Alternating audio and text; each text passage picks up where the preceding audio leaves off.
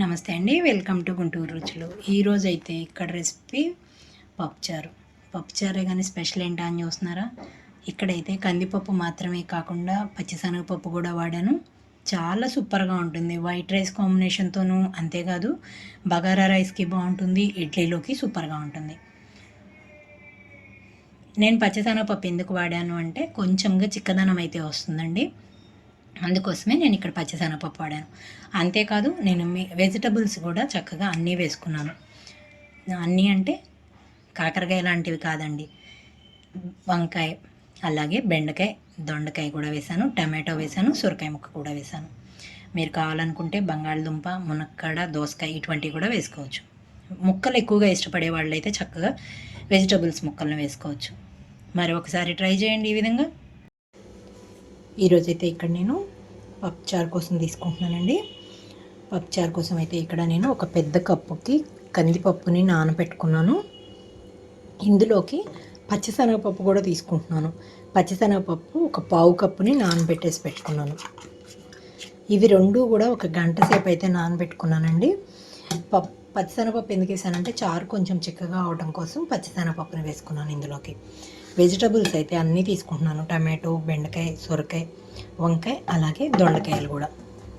వీటితో పాటుగా పచ్చిమిర్చి, ఉల్లిపాయలు. మరి మిగిలిన ఇంగ్రీడియంట్స్ అన్నీ వీడియో చేస్తూ చెప్తాను. ఇందులోకి అయితే ప్రెషర్ కుక్కర్లో మూత పెట్టేసుకొని విజిల్స్ రానిస్తున్నాను. గంట సేపు నాని కాబట్టి ఈ వాటర్ కూడా సరిపోతుంది.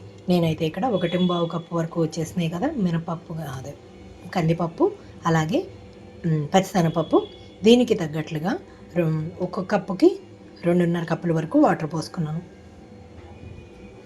మూత పెట్టేస్తున్నాను.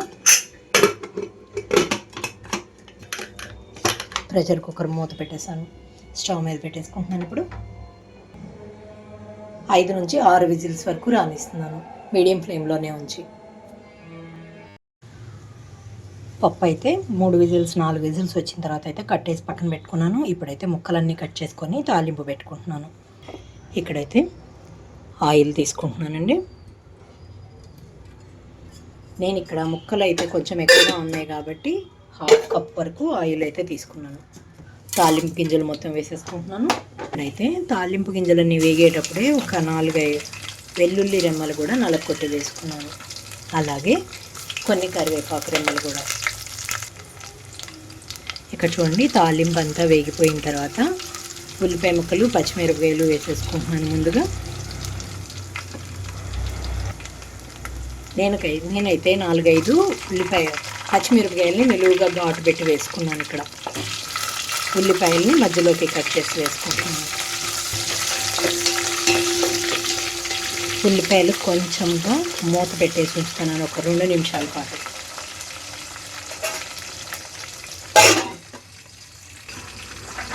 మూత తీసినాను 2-3 నిమిషాల తర్వాత.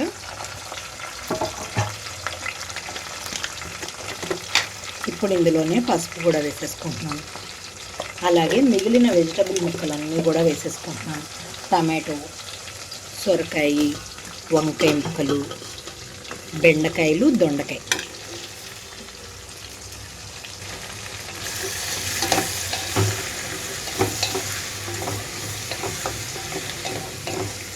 ముక్కలు కొంచెం మగ్గే వరకు మూత పెట్టేస్తున్నాను, వాటర్ పోయకుండా.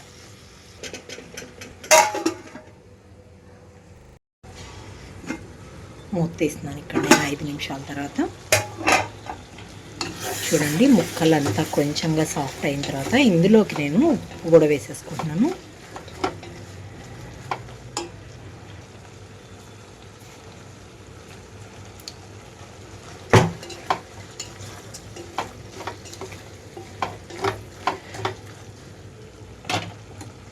వాటర్ వేసుకుంటున్నాను. ముక్కలు పూర్తిగా ఉడికిన తర్వాత మాత్రమే ఇందులోకి నేను చింతపండు పులుసు, పప్పు కూడా వేసేసుకుంటాను. ఇక్కడైతే హై ఫ్లేమ్లో ఉంచి బాగా మరగనిస్తున్నాను. హై ఫ్లేమ్లో ఉంచినప్పుడే కొంచెం పుదీనా కూడా వేస్తున్నాను. ఇక్కడ చూడండి, 5-10 నిమిషాల తర్వాత మొత్తం కూడా చక్కగా మరిగిపోతున్నప్పుడే కారం కూడా వేసేసుకుంటున్నాను. 2 స్పూన్ల వరకు కారం వేసుకున్నాను ఇందులోకి.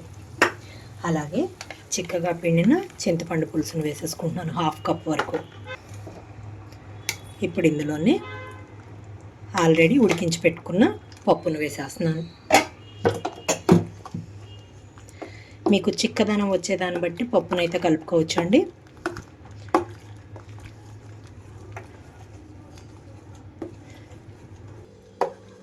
ఇంకా చూడండి, పప్పు అంతా కలిసిపోయేలాగా కలుపుకున్నాను. ఎక్కడన్నా మనకి చితపలుగా ఉన్నా కూడా ఒకసారి పొంగొస్తే చాలు, చక్కగా కలిసిపోతుంది. చూసారు కదా, శనగపప్పు వేయటం వల్ల మనకి చిక్కదనం కూడా పెరుగుతుంది ఉడికే కొద్దీ. చూడండి, చక్కగా ఒక పక్క నుంచి మరుగుతుంది మొత్తం కూడా. ఇప్పుడైతే ఒక చిన్న బెల్లం ముక్కను వేస్తున్నాను ఇందులోకి. ఇక్కడైతే టేస్ట్ అంతా బ్యాలెన్స్ అవడం కోసం ఒక 1 ఇంచ్ వరకు బెల్లం ముక్కను వేసాను. ఇంకా చివరిగా ఇలా మరిగేటప్పుడే కొంచెం కొత్తిమీరను కూడా వేసేసుకొని స్టవ్ అయితే ఆఫ్ చేస్తున్నాను. స్టవ్ ఆఫ్ చేసేసి 2 నుంచి 3 నిమిషాల పాటు ఇలాగే ఉంచేసి సర్వింగ్ బౌల్లోకి తీసుకుంటున్నాను. మరి ఇంకెందుకు ఆలస్యం, మీరు కూడా ట్రై చేసి చూసి మీరు మీ ఒపీనియన్ అయితే కామెంట్ బాక్స్లో పెట్టండి. ఇలా ముక్కలన్నీ వేసుకుంటే సూపర్గా ఉంటుంది. మీ దగ్గర ఇంకా మునక్కాడ, బంగాళదుంప ఇవి ఉన్నా కూడా వేసేసుకోవచ్చు. మరి మీరు కూడా ట్రై చేసి మీరు మీ ఒపీనియన్ అయితే కామెంట్ బాక్స్లో పెట్టండి. అలాగే మీలో ఎవరైనా మా వీడియో ఫస్ట్ టైం కానీ చూసినట్లయితే ప్లీజ్ మా ఛానల్ని సబ్స్క్రైబ్ చేయండి. అలాగే మా వీడియోస్ని లైక్ చేస్తూ షేర్ చేయండి. Please encourage me and thank you for watching. Thank you.